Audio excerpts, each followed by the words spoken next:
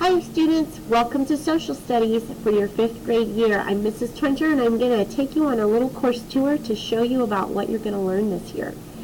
As you can see, our units are listed. There will be 8 units we will be learning this year, and we're just going to start right here at the top at Unit 1, Geography, and we'll work our way through. You can see Mrs. Twinter is kind of building this as we go, so I have some of the units done and some of them aren't quite finished yet. But we're going to start right here at the top with what you need to know. In here you will find my course information, my email address and phone number. So if you're working at home and have questions, you can email Mrs. Twinter or give me a quick call. This video will also be listed under the Social Studies Tour.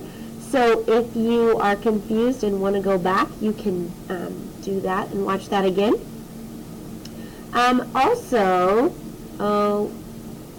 You will also see that over here on the right is upcoming assignments and due dates. Once you start a lesson, anything that's due will show up on this right-hand side, so you can navigate that way.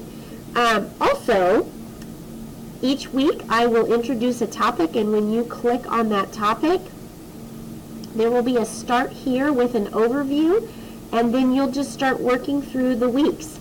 When you click on a week, it will give you all the activities and you will work at your own pace.